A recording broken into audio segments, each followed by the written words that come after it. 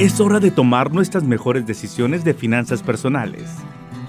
Cuida bien tu dinero para que tu dinero te cuide bien a ti.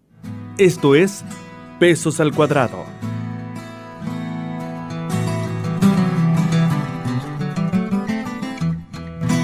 Saludos a todos y muy feliz inicio de año nuevo. Y bienvenidos a nuestra primera emisión de Pesos al Cuadrado, la única emisión de la radio en Monterrey, Nuevo León, México, en donde escucharemos los temas más importantes de las finanzas personales en México para que usted y yo podamos tomar nuestras mejores decisiones en el cuidado de nuestro dinero. Doy gracias aquí a mi compañero Omar Castillo, al otro lado del cristal de la cabina del nuevo 1510 AM Radio Nuevo León, así como a Mayra Rodríguez en la parte de redes sociales, a Rosma Ocañas por su gran ayuda y a todos quienes nos escuchan por internet a través de su plataforma favorita de podcasting. Mi nombre es Mario Montenegro Uribe y en este inicio de año tengo nuevamente el gran honor, el privilegio y la gran responsabilidad de prestar voz a través de la señal de Radio Nuevo León. Pues en este primer programa del año manejaremos un enfoque algo diferente. Ahora que los propósitos se han expresado para ser mejores personas, pensemos que cuidar nuestro dinero será uno de tales objetivos, y además de invitarlos a escuchar cada semana Pesos al Cuadrado, vamos a recomendar libros relacionados con cultura financiera. Vamos a dividir nuestras recomendaciones de lecturas en 3 grupos. Primero, hablaremos de la novela de ficción. Mencionaremos 5 historias, todas basadas en ambientes financieros. Cada una a su manera nos servirá para adentrarnos más en el modo de trabajar de los sistemas de dinero. Luego, vamos a explorar la crema innata de los libros básicos de cultura financiera para que todos conozcamos más sobre banca, comercio exterior, inversiones, moneda extranjera y, por supuesto, finanzas personales. Y de ahí nos pasaremos a 3 lecturas que, si bien no son del mundo financiero, es posible extraer de aquí lecciones de cómo cuidar nuestro dinero. Ya sea para que cuidemos mejor nuestros pesos al cuadrado o ya sea por el placer mismo de leer, esperamos que esta selección de lecturas sea útil para todos nosotros. Mencionamos nuestras vías de comunicación, que son el teléfono 81 20 20 25 15 y el correo entremedios-3@hotmail.com. Y si tenemos el honor de que nos oigan en nuestras redes sociales y plataformas de podcasting, nuevamente los invitamos a que nos compartan y den like. No olvidemos que la intención es que a todos nos vaya bien con nuestros pesos al cuadrado.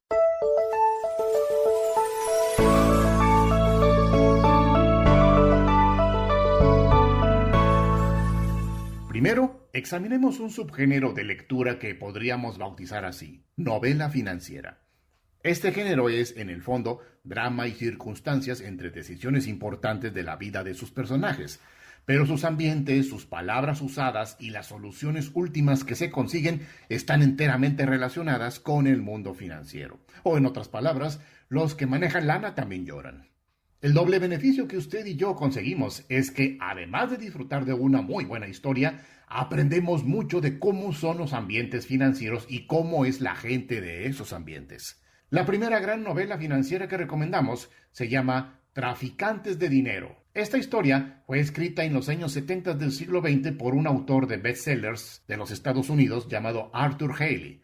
El sello de Arthur Hailey es que en todas sus novelas él explora alguna industria clave de los Estados Unidos, como el sector de la electricidad, los hospitales, la industria farmacéutica, la banca comercial y la aeronáutica. El autor sabe combinar casi a la perfección una historia con la terminología de cada industria. Por eso es que fue muy popular en su tiempo. Traficantes de Dinero narra la historia de un banco nacional como todos, con sus sucursales, su oferta de ahorro y crédito, y maneja 3 historias al mismo tiempo. Una es la lucha de poder entre 2 funcionarios por convertirse en el presidente y director general del banco. Otra historia es la investigación por debajo del agua que el banco hace para descubrir una red de falsificación de tarjetas de crédito. Y la otra historia, y quizá la más trascendental, es una mega decisión que el banco debe tomar: conceder o no conceder crédito a un sector industrial que podría caer en desgracia y con ello se llevaría de encuentro al banco. Y no, lo sentimos, pero no vamos a dar spoilers para que descubramos la historia y nos llevemos un muy buen vocabulario del sector financiero. Todos estos elementos los vemos en esta historia, Traficantes de Dinero de Arthur Hailey. La siguiente novela financiera es El Lobo de Wall Street, que por allá del año 2013 fue llevada al cine por el director Martin Scorsese. El autor de esta novela es Jordan Belfort, quien fue una vez un corredor de bolsa, o sea, una persona que se dedica a vender acciones de empresas y sacar dinero de eso, sin fijarse si las acciones valen o no. Belfort fundó un poderoso broker, es decir, una poderosa empresa que compra y vende acciones de otras empresas que se llamó Stratton Oakmont, que con un estilo fuertemente agresivo llegó a meterse entre los brokers más importantes de los Estados Unidos. En la novela, Belfort recibe el apodo de El Lobo de Wall Street por parte de la prensa. El autor cuenta su apogeo y su posterior caída cuando fue encarcelado por el FBI acusado de lavado de dinero y estafas. ¿Podrá librarla Belfort cuando se lo carga el payaso financiero? Al leer esta historia, nosotros aprendemos un concepto llamado en inglés pump and dump, que significa comprar un chorro de acciones de empresitas chiquitititas para luego sacarlas todas en un solo paquete y venderlas en la Bolsa de Valores de Nueva York. Si las empresitas existen o no, eso no le importa al personaje. La cosa es inventarlas, vender sus acciones y así ganar dinero. Si usted o yo nos dedicamos a las ventas, El Lobo de Wall Street debe ser leída porque maneja una fórmula que en la ficción se llama ABC, que es la abreviatura de Always Be Closing, que podríamos traducir como siempre estate cerrando ventas. Y sí, claro, que hay que vender. Pero ¿hasta qué límite hay que estar siempre cerrando ventas? Esta forma de trabajar, cierra ventas, cierra ventas, cierra ventas, cierra ventas, le originó a Jordan decenas de millones de dólares ilegales que luego tendría que lavar para volver a usarlos otra vez, y en el libro se explica en detalle cómo fue este procedimiento.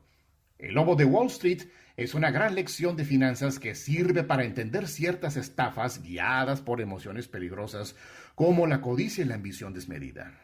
La tercera lectura financiera en novela es La cuenta numerada, escrita por Christopher Reich.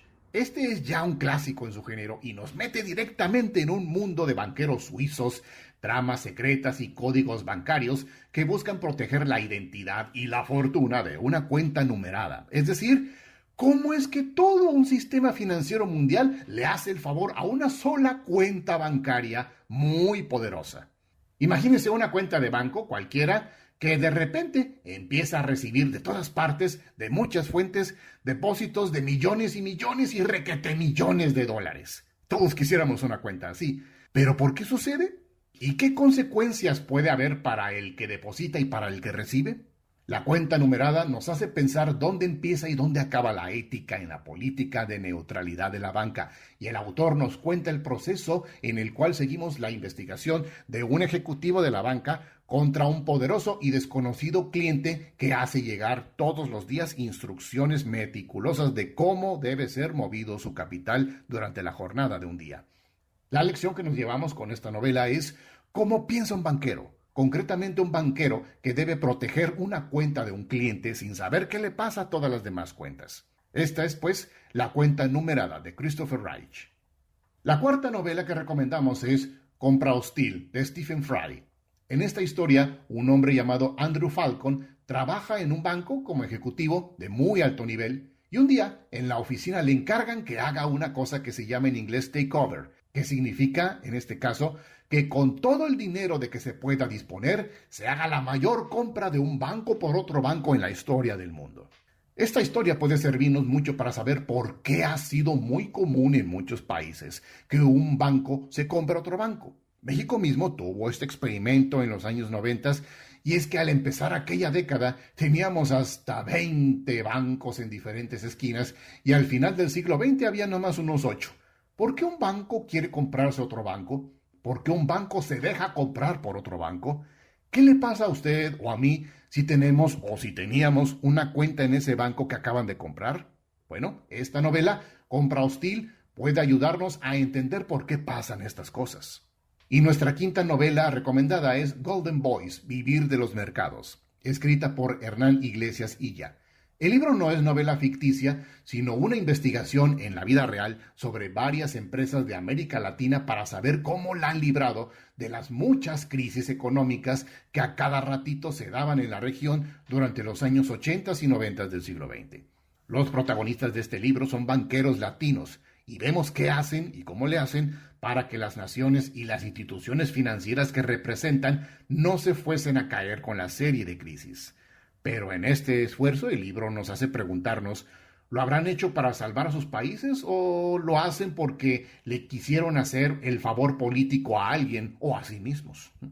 Esta es una primera selección de libros. Tan pronto como puedan, consíganse y disfruten de estas lecturas. No se van a arrepentir.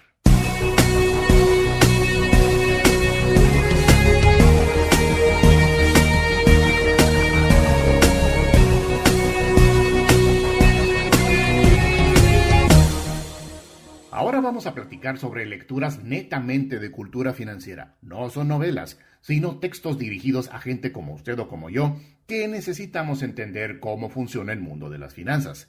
Estas lecturas tienen el cuidado de no ser muy, ¿cómo decirlo?, muy emocionales. No califican ni descalifican, simplemente nos revelan cómo funcionan los sistemas financieros en los países y ya sabiendo a qué nos metemos, podremos tomar verdaderas buenas decisiones para nosotros mismos. La primera de estas lecturas es Moneda, Banca y Mercados Financieros de Frederick Mishkin, profesor de la Universidad de Columbia en Estados Unidos. Este libro es sencillísimo de leer para quien no sepa nada de cómo funciona un sistema financiero en un país. Trata de qué es la banca comercial, qué es la banca central, qué es eso que llamamos el sistema financiero, qué es el mercado de divisas y qué son esas cosas raras que andan por ahí que se llaman intermediarios financieros. También nos dice qué es eso de la tasa de interés de la banca y nos detalla las decisiones que un país tiene que tomar para que a su moneda le vaya bien, o sea, su política monetaria. Hay un plus para quien lea Moneda, Banca y Mercados Financieros. Ahora, cada vez que veamos el noticiero y se pongan a hablar de noticias financieras, podremos saber si la nota tiene peso o no, si quien la dice conoce del tema o no, o si vale la pena que le dediquemos tiempo a saber ese tema o no. El segundo libro de este bloque es de la revista británica The Economist y se llama llanamente Indicadores Económicos. Este libro es pequeñito y de apenas unas 150 páginas, pero condensa todos los tipos de indicadores específicos de la economía que nos interesa a todos conocer. El librito recomienda que le pongamos atención diariamente a lo que nos digan dos fuentes, el Banco Central del país donde vivamos y las estadísticas de economía y población de este mismo país. Si esto lo pasamos a México, entonces hay que leer y oír lo que venga del Banco de México y del INEGI. Y actualmente, las dos instituciones, el Banco de México y el INEGI, tienen varias formas de comunicarse con nosotros, como revistas online, videos en YouTube y podcasts, todos dirigidos a que usted y yo le entendamos a lo que ellos están haciendo todos los días. La tercera lectura de cultura financiera que vamos a recomendar aquí es Comercio Exterior sin Barreras, del profesor Jorge Alberto Moreno Castellanos de la Universidad de Baja California en México. El libro es un verdadero manual muy sencillo y muy concreto para entender las dinámicas de las exportaciones e importaciones y menciona toda la serie de organizaciones e instituciones con las que hay que tratar cuando se hace el trabajo de vender y comprar cosas a otras naciones. Y menciona toda la serie de tratados de libre comercio que tiene México y dedica una sección especial a una cosa que se llama GATT, Acuerdo General de Aranceles Aduaneros y Comercio. El GATT es un grupo de países que se juntan para ver cómo bajarle a las cuotas de cosas que entren o que salgan de un país, o sea, a los aranceles. Es importante que mencionemos que desde 1995 la Organización Mundial del Comercio es quien lleva a cabo este trabajo, pero lo hace por medio del GATT.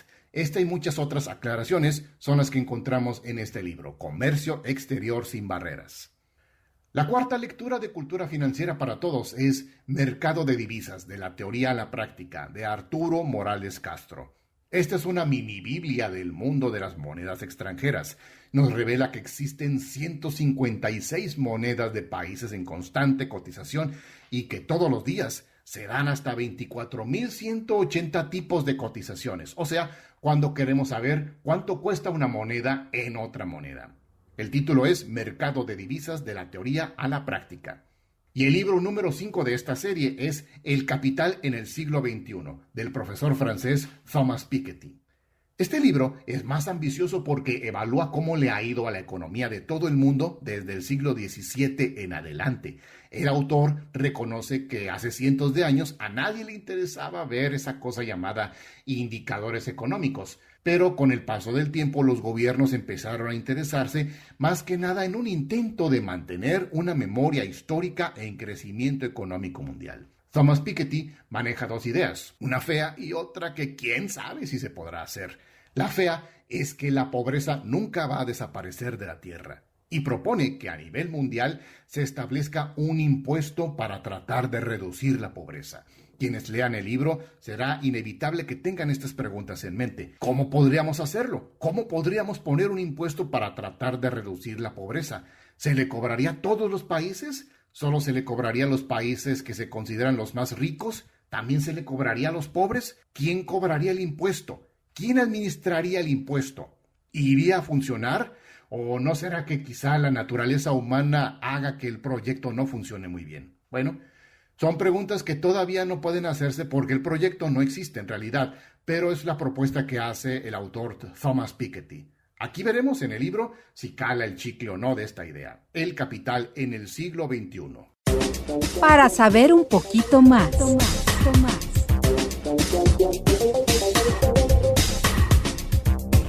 Ahora mencionemos unos 3 libros más, pero ya más aterrizados a las finanzas personales. El primero, seguramente ya lo ha escuchado y vaya que sí vale la pena, es Pequeño Cerdo Capitalista de Sofía Macías. Con un lenguaje claro y ameno, Sofía Macías aborda los temas básicos de finanzas personales como el ahorro, el retiro, los seguros y los créditos. El segundo título es más directo porque ataca la realidad de que la educación financiera en México debe atenderse. Se trata del libro ¿Cómo le hago? De Adina Chelminsky. Por cierto que Chelminsky menciona 3 aspectos de por qué a mucha gente no le va bien en el cuidado de su dinero. 1, porque en la escuela nunca nos lo enseñaron. 2, porque en casa tampoco se habla de dinero, excepto cuando no nos alcanza. Y 3, porque mucha de la información financiera para la gente, en palabras de Chelminsky, es aburrida y es más un somnífero que una guía. El libro ¿Cómo le hago? Se propone romper con los 3 problemas. Si el título dice lo que dice, hay que imaginarnos qué dirá en su interior. Pero los invitamos a averiguarlo. Y repetimos el título. ¿Cómo le hago? Y un tercer libro es Finanzas Personales para Dummies, de Eric Tyson, autor de los Estados Unidos, que ha estudiado el tema desde el terreno de los ciudadanos estadounidenses. Así como de repente vemos al gringo en su camionetón y en su casota grande y ganando dólares. Parece que el gringo, como nosotros, también necesita conocer de finanzas personales.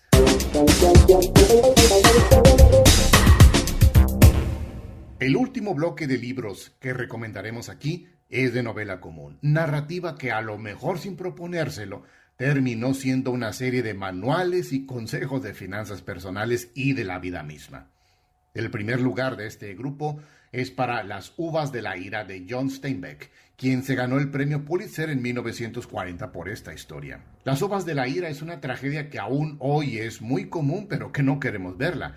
Cuando a las familias les va mal, pero requete bien mal, porque confían en que las soluciones de dinero van a venir de afuera de ellos mismos, y como esas soluciones no llegan, deben lamentarse de que todo está mal, de que el gobierno está mal, de que el país está mal, y quién sabe cuántas otras cosas estén mal. Como que estas frases son muy conocidas, ¿no?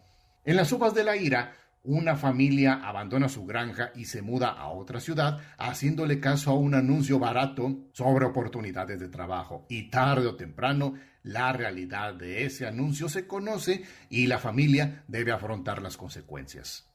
El segundo libro de este grupo es Sensatez y Sentimientos, de la novelista británica del siglo XIX Jane Austen. Sin dar spoilers, diremos que esta historia maneja conceptos financieros de la sociedad británica del siglo XIX, como las propiedades inmobiliarias y los sistemas de renta de propiedades, pero todo aplicado a la historia de las hermanas Dashwood. Y la tercera novela es La jungla, del escritor de los Estados Unidos Upton Sinclair. La historia se ubica en los tiempos de la Gran Depresión de hace casi 100 años. Aquí una familia de migrantes de Europa sin educación conoce la realidad del sueño americano y más cuando el patriarca trabaja en una procesadora de carnes con pésimas condiciones de trabajo e higiene. Esta novela fue tan impactante en su época que muchos le tuvieron miedo y la vieron como promoción del comunismo en los Estados Unidos, pero logró que el gobierno impusiera leyes más estrictas para el control de calidad en la producción y venta de carne de res y carne de puerco. Tragedias para unos, lecturas de la vida para otros, pero conciencia de cuidar nuestro dinero para nosotros.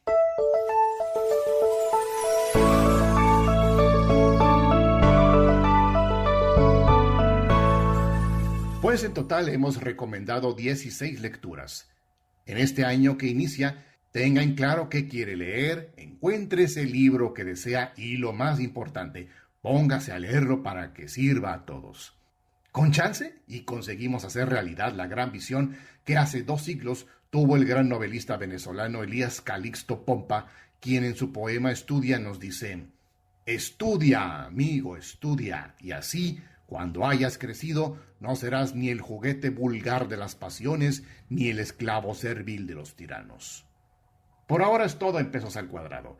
Gracias nuevamente por estar con nosotros y para toda observación y comentario, ponemos una vez más a la orden nuestro teléfono 81 2020 2515 y el correo entremedios-3 @hotmail.com. Y esperamos contar con su amable atención ya sea aquí en el nuevo 1510 AM de Radio Nuevo León y en las diversas plataformas de podcasting. Yo soy Mario Montenegro Uribe y ahí les va su primer abrazo de Año Nuevo. Bye, bye, bye. Gracias por escucharnos en Pesos al Cuadrado. No dejes de cuidar tus finanzas. Hasta la próxima.